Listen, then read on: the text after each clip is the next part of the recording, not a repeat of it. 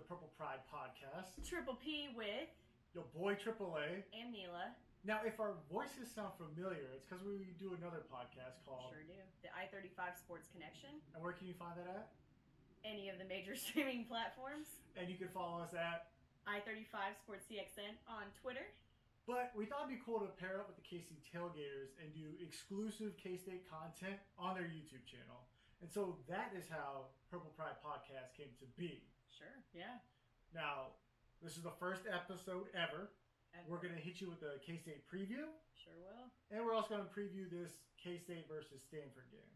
Oh, man, I can't wait. It's in our backyard, Dallas, AT&T Stadium. I'm a Cowboys fan, so what better thing is there than my college team playing at my pro team's house? It's amazing. In K-State getting $2.8 million. Woo! And Stanford only getting like 180, close to 200,000. They don't need money. No, they're Stanford. Yeah, They're good. They're good. Fine. They So get the Cali money. I think we should recap just kind of where K-State ended. And I'll Sure. do a quick recap, get Okay. your thoughts. So K-State ended on like a 5-game losing streak last year.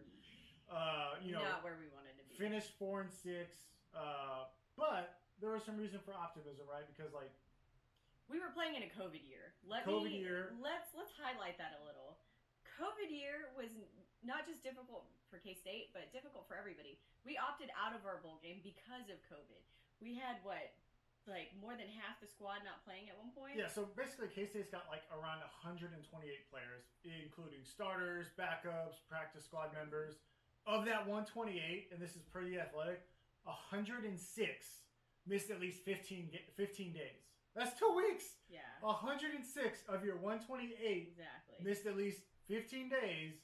Most missed 30, and your starting quarterback was out the whole year out after the Oklahoma game. So like that in itself kind of speaks volumes to Absolutely. What kind of led to K-State struggling last year. And keep in mind too that now we have a vaccine, so that should be mitigated at least a little bit. Yeah, absolutely. And whenever a coach enters their third year, the system should be more implemented. Right. Now you start getting people who are recruited from that coaching class Sure. into the system more than just your experienced team. And, guys, we get Skylar Thompson back. We get 10 of our starters back. 10! That's 10 of them. I'm super excited for that. Yeah, so let's talk about reasons for optimism this Sure. year. And I think you hit it right on the head. 10 starters back. Sure. The 3 that I'm going to be watching out for, Skylar Thompson, as you mentioned. Yeah. I mean, super ecstatic to see him back on the field. Great leader. He's solid. I can't wait for it. He melds with Kleiman really well. 30 starts under his belt. And Yeah. the last 2 games Thompson played against Oklahoma, which considers, had Jalen Hurst and their last big round draft pick. What was his Doesn't matter. name? Not important. Nobody cares about the boomer losers. The other 2 people I want to talk about are going to be Malik Knowles, our wide receiver. He's coming back, and hopefully he does some big things on the field. And then I want to talk about so little Deuce Vaughn. Deuce Vaughn, absolutely. It was Spencer Rattler who I was thinking. Oh, of, by okay, the way. okay. But, Yeah, no one cares. well, I mean, just saying. Yeah, no one cares. Thompson, I'll doodle. Yeah, exactly. So, just watching, especially Deuce Vaughn. So, he's what they call small, but he's small but mighty. So, we've seen this throughout history. You might be a smaller guy, but if you show up every day and you come with heart, we're getting it done. I mean, K-State has a history of that with, Darren Sproles. Yeah, I was just about to say that. And, the nation kind of took notice, right? Deuce Vaughn was named a top Absolutely. 50 player in college football to start the year. So Wasn't he 44 or something? 44, Yeah. Absolutely. So, Awesome. that's huge. But I want to talk about something that's, even bigger Ooh. than both Deuce Vaughn and Skylar Thompson returning, which is huge, which is absolutely huge, right? Another year of experience for them. But Kleiman's first year, he had a senior-laden offensive line. Sure. Last year, everybody was gone. It was a bunch of young Sure. kids. First year playing together. Pivoted to LSU. You know why Joe Burrow was so good when Joe Burrow wasn't really heralded going into his last season at LSU? Why is that? It's because that offensive line had basically been together since their freshman year. Oh, so they had time to... They had time to mesh. gel. They had consistency. They could trust each other on their blocks. They Makes knew sense. who was picking up what blitz. And then, Sure. You know what happened when that class left and Joe Burrow left? LSU struggled mightily. That's why that offensive line is so important because it gives you a high floor. It gives your team an absolutely high floor. So, like, with every single offensive line starter from last year coming back, Thompson's going to have time to throw. Yeah. Knowles will have time to get open. And it'll be good stuff. And Deuce Vaughn will be hella dangerous. And we haven't even got to, like, who's coming from other schools in the transfer portal. So. Oh, snap. You got a breakdown of that? I got a couple big ones. And the one I really want to talk about is one who I'm going to butcher his name, but I'm really sorry, is Daniel Amorte. How do you say that? We're going to call him Danny I. He's been in Florida, USC, Illinois. He's a grad transfer, but he's 6'4", 240. Hey, Danny, hit us up and tell us how to spell your name. At I35SportsCXN on Twitter. But, like, the big thing with him is that, like, he's been a lot of places, so, like, obviously there's this, like, worry that he hasn't stuck anywhere, which I'm not concerned about. I am happy, though, that he's 6'4", he can go up and get the ball. Like, you need that red zone guy because, like, while Deuce is fantastic to get you all the way to the goal line, he's a home run hitter, right? It's hard to hit that shorter guy in the passing game, even out the backfield because everything tightens up in that red zone. So having a guy who's 6'4", who you can pair up with the ultra-athletic Malik Knowles, like, that's going to create your very dangerous red zone offense right there. And then, we also got a couple of guys on defense who are going to be starters. So you got Julius Brents from Iowa.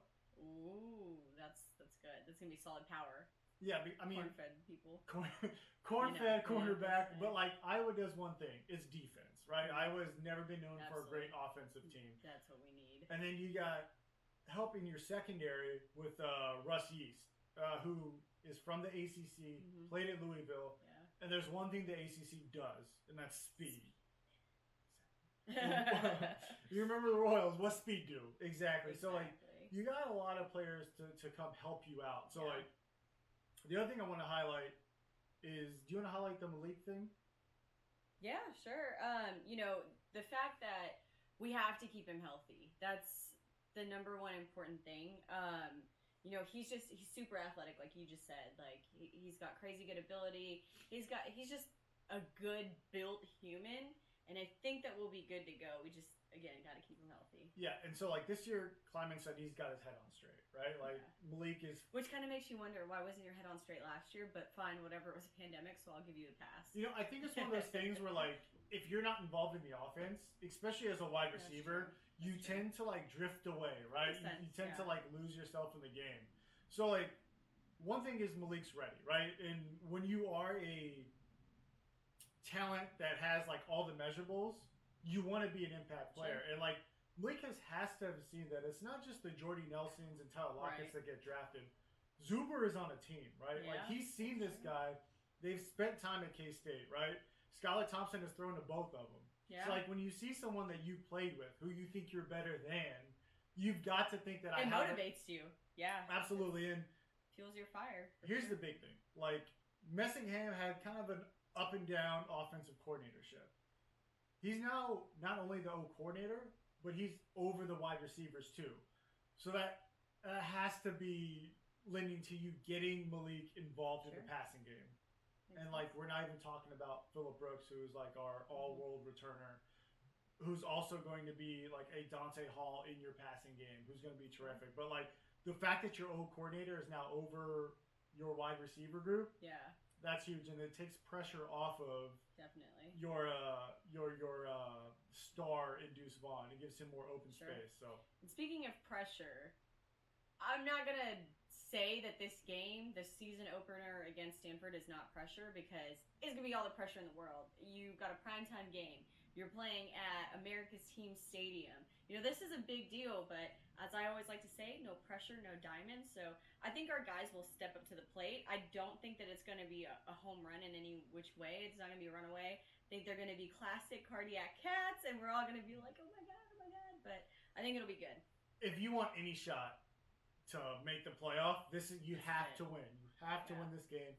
You cannot lose this game, especially against the Power 5 team in Stanford, who finished top 3 in their division in the Pac-12, tied with Oregon for second.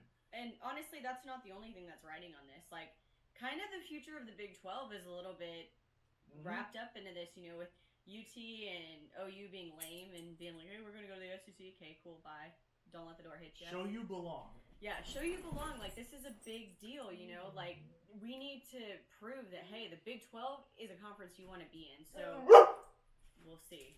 So, let's talk about where K-State is projected to finish. So, we're projected to finish 7th in the Big 12 again. And our over-under is 5.5 wins. Look, that's where we need to be. We do the best when we are underdogs. Yeah, so if I'm in Vegas, bet the over on K-State. You don't get your senior quarterback back, who has over 30 starts under his belt. Absolutely. You don't get big-time transfers for your defense. You don't get your offensive line fully intact back. Yeah. You don't get your star playmaker back. You don't get your star wide receiver back and not improve. Absolutely. And really, I think the biggest improvement piece that we need in this is the defense. I mean, we weren't the worst in the Big 12, but we were certainly not the best. So that, I think, is kind of the measurable. Like, how much better can we get on defense? Because I think offense is kind of, we're clued in there, but... Yeah, I mean, you got Thompson's back, over 30 starts, outperformed Hurts, outperformed Spitler. Like, he's shown you there's moments where he can be the best dark quarterback. Horse. Absolutely. Put money on it. So let's talk Stanford K-State. Absolutely. How we doing there? How we feel about that matchup? Because first of all, their mascot is a freaking tree. Like, even if you don't know anything about sports, really a tree, you are going to lose to a Christmas tree. Doesn't that tree have eyes? It's such a weird looking mascot. I hate it. Like, people are like, oh, you have a little kitty cat. And I'm like, yeah, but at least we don't have a tree. Like, I mean, our cat does push-ups though.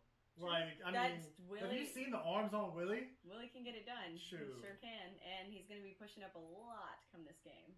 Just my bold prediction. I mean, we can get into that because, like, if you had listened to, like, our pit stops from I-35 Sports Connection, like, we go and give you, like, keys to the game, and that's going to be one of them that we'll get into. But let's kind of give a rundown on Stanford. Like, how did they do last year? What was their record and everything? Yeah, so last year Stanford is not doing too great. 4-2 in the Pac-12, Pac-12 North, and K-State finished 4-6. So like, it'll be a good matchup. Yeah, but Stanford did finish hot. Their quarterback has since been drafted, so there's actually an opportunity that they're going to run dual quarterbacks. Huge opening. So, which, if you know anything about K-State football in the last 6 years. Dual quarterbacks is not the way to go. Yeah, there's a saying that if you have two quarterbacks, you have no quarterbacks. Yes, 1,000%. So, like, that's going to be interesting, right? Like, K-State, you're bringing back Thompson. Mm-hmm. Stanford, you're having basically a new QB for the first time with limited reps, limited game experience. So, advantage K-State right off the bat. The other thing I do want to point out in this game, too, is there's been a lot of rumors, and obviously it's only rumors at this point, but if the Big 12 does fall apart, kind of where does that leave K-State? Hey, the Pac-12 might be open to this, so this might be a good preview of like, hey, this might be your new rival, so get in there and show out. Yeah, or like, maybe it's like, you know what, we're just fine as the Big 12. Yeah, we don't need you. BYU, let's go, come in. Boise, come in. Like, let's get Army, Navy in there, get that big TV contract for their big military game. That would be interesting. If you want to show you can still be good without them, like, there's opportunity here to, like, show that you are a powerhouse, right? With Iowa State coming up, with, absolutely, Oklahoma leaving, like, who are going to be the new powers of the Big 12? Like, there's opportunity here. But back to Stanford, though, right? Another guy that's out is the number one wide receiver from last year, who got hurt towards the end of the season, Michael Wilson. So sorry about you, but not really sorry. Quarterback gone. Wide receiver hurt. If there's a good time to play Stanford, it's right now. It's right now. Now, Stanford history, traditionally, a very good defensive team. Right? Like, you think USC, you think offensively. You think Stanford, you think defense. Oregon, you think offense in the Pac-12. But Stanford's usually good defensively every single year. They go between stout and good. So I'll expect, good. A good defense. Sure. Now, do you want to talk about like West Coast to Central and kind of like what that does for like Stanford? Yeah, so I'm dealing with a little bit of it right now. The jet lag thing, it really it discombobulates everything. You wake up thinking, "Oh yeah, like I got a good sleep in," but really you did not. So, going from that, what is it, 2 hours? Mm-hmm. 2 hours behind us to now 2 hours ahead, like it kind of messes with you a little. So that means you're getting up earlier. Your eating is thrown off. Your body, it takes a little while to acclimate. So I don't know if they're in town yet, but Well, if they're not, like, traditionally, like if you ever watch the NFL, any team that goes from the West Coast to the Central or the East Coast to play a game, like not only do they struggle, but the NFL typically moves that game to like the 3 o'clock game or the night game, right? So like they can adjust. Yeah. Ain't happening. Guess what, here. baby? Woo! And I am super thankful for that because we will be tailgating at this game. So if you happen to be in town, hit us up. We'll be walking around. Lot 10. Lot 10. You'll know. But it'll be nice because it won't be hell hot outside. Won't be hell hot, but it's also an 11 o'clock game, which is 9 o'clock Stanford time. Teams typically at least minimum 2 hours before the game they start warming up. Yep. So you're talking about 7 a.m. Stanford time that they got to get ready and go through their drills for the first game of the year. So that's advantage K-State right there. For sure. Let's add in the fact that, like, yes, this is a neutral site game, but you're in Big 12 country, which means this is going to be a pro K-State crowd. Huge following of the Kansas State Wildcats in Texas. I can't stress that enough. Like, yes, we pull a lot of Cali schools out of Texas, but telling you, it's going to be a lot of purple in this stadium.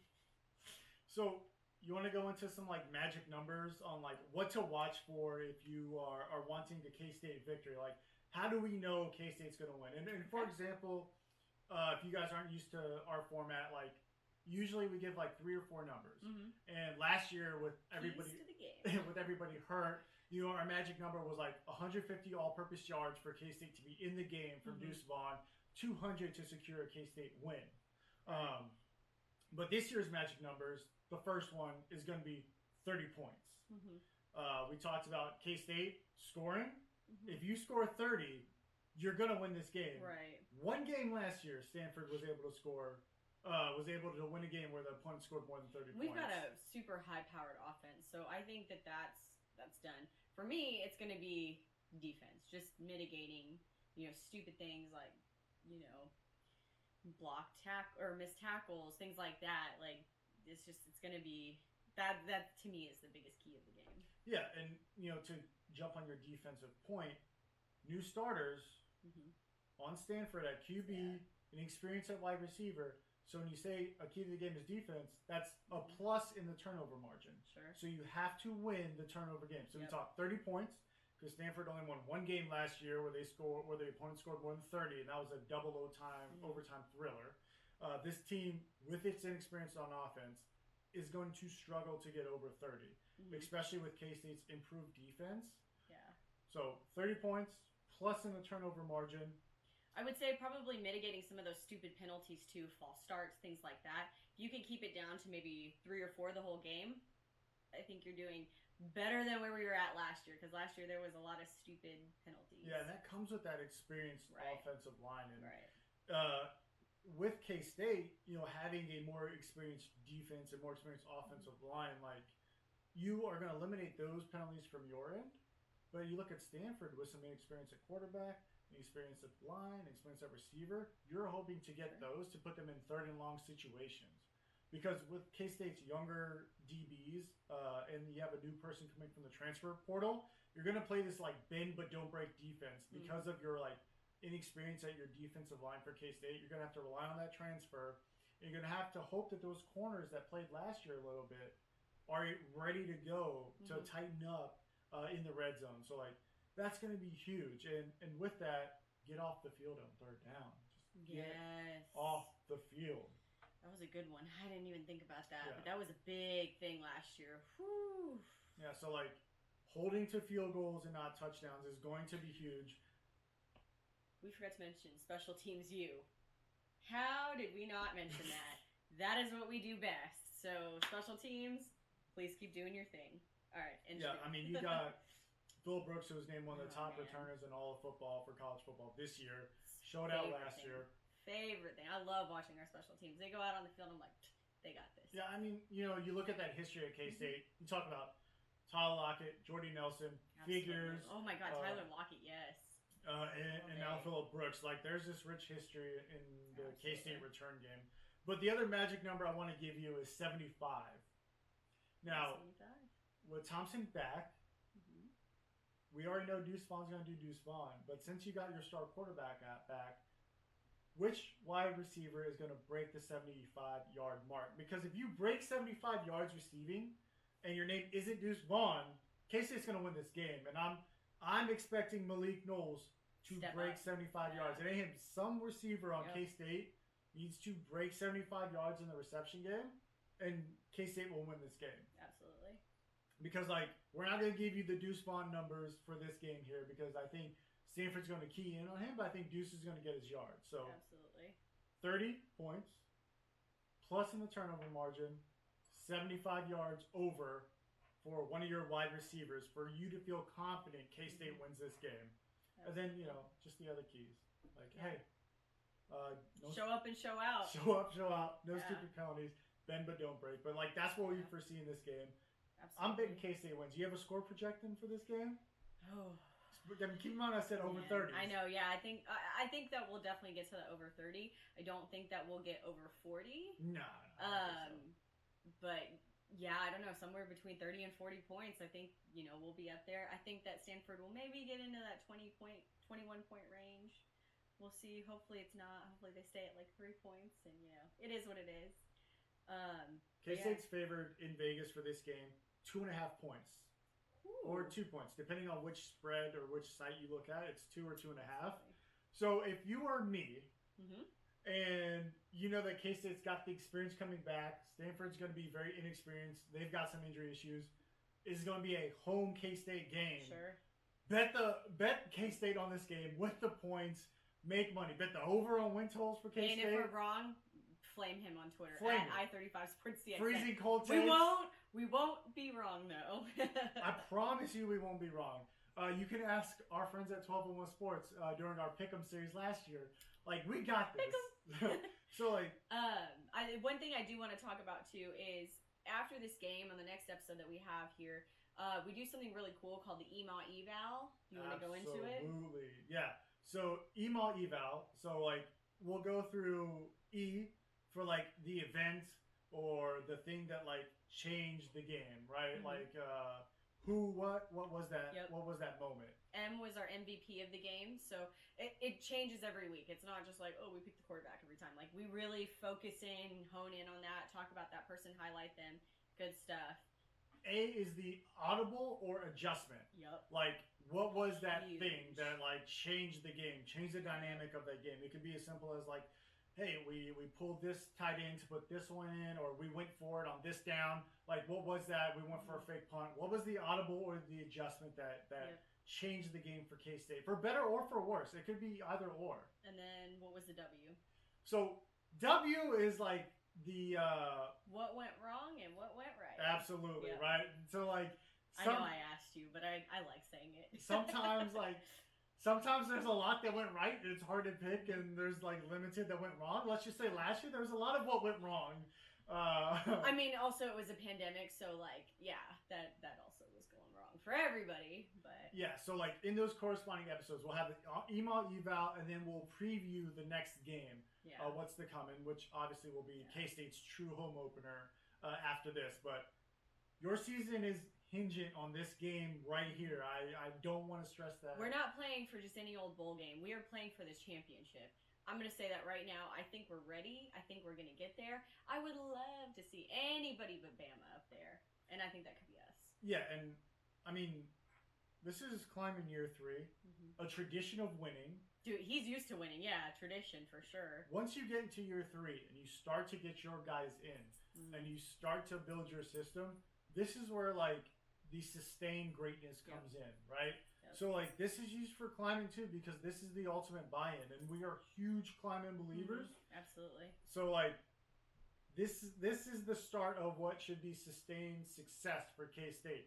This should be the next great run, right? We've had 2 of them. both happen to be with Snyder Yeah. on sustained runs. But this should be the one for climbing Yep. to be sustained. Like, we shouldn't see dips anymore. It should Absolutely. be very consistent. We aren't UT. We don't say we're back and we're not back. Hey, and at the end of the day, fear the family. I mean, that's what K-State does best. We come out as a team, we leave as a team, but the whole time we're family. So I'm really excited to see what our guys do on Saturday. And we have to break, like, we broke our tradition last year. We were the longest running Big 12 team to have someone drafted to the NFL. Last year was the first year we didn't. Right. Like, things are going to change and people are going to show out. Champions are going to be made. Bet K-State to win this game. Bet the over 5.5. K-State's got this. We'll see y'all Saturday. And if you want, I-35 Sports Connection, we did an interview with Michael Bishop. Oh, we sure did. And Coach Newman. Mm-hmm. Check those out too. Yeah. All right. Heading out.